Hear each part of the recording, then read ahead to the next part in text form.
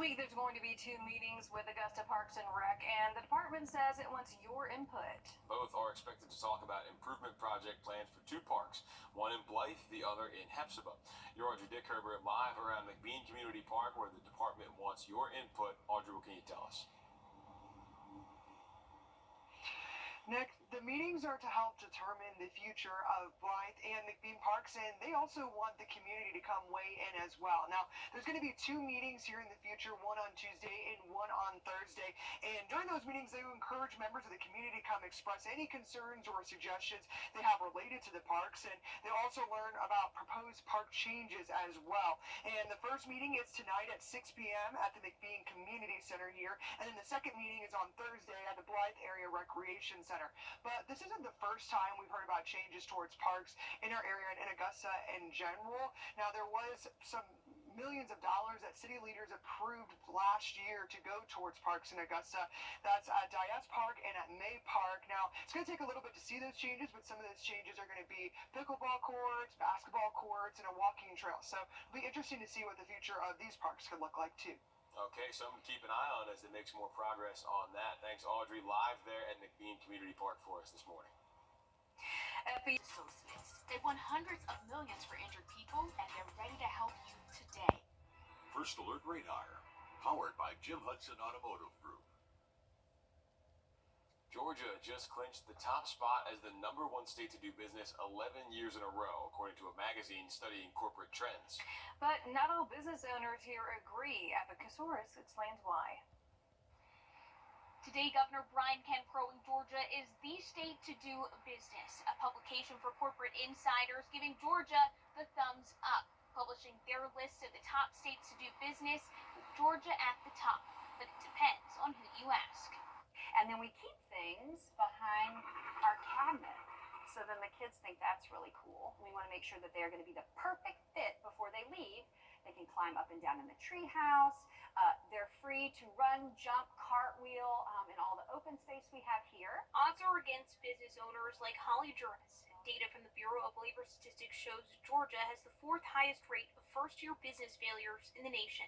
This is Juris' first year, and the learning curve is steep. I had absolutely zero business acumen. I mean, I had just no idea. Endless red tape and months of permitting delays held her up. We made phone calls, we sent emails, but it wasn't always easy. At a workforce summit, Georgia Governor Brian Kemp touted the endorsement from Area Development Magazine as proof that the state's business climate is hot and only getting hotter.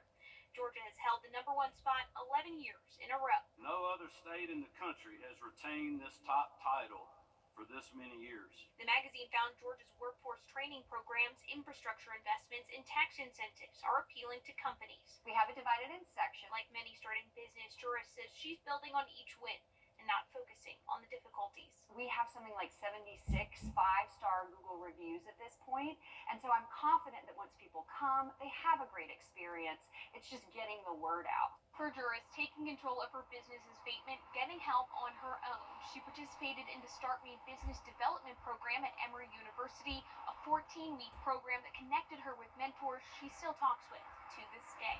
In Kirkwood, I'm Abby Kasouris.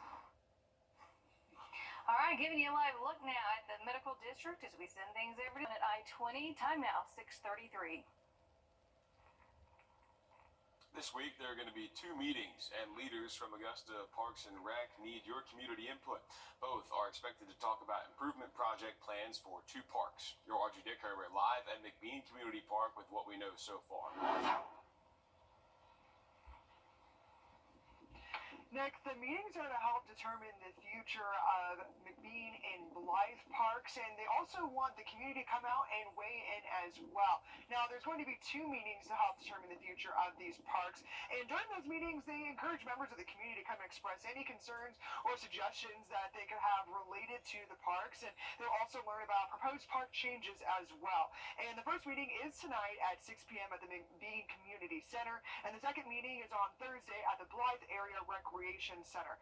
Now, this isn't the first time we've talked about park improvements in Augusta. Actually, last year, city leaders approved millions of dollars to go towards parks in our area at Diaz Park and at May Park, and that's to have improvements like adding pickleball courts, basketball courts, and also walking trail and much more. But it's going to take time to see any kind of changes like that there or even in our area. So it'll be interesting to see what they plan on adding here. All right, something to keep an eye on there, and then also what comes out of those meetings both tonight and the next one. So thank you for that, Audrey, live at McBean Community Park this morning.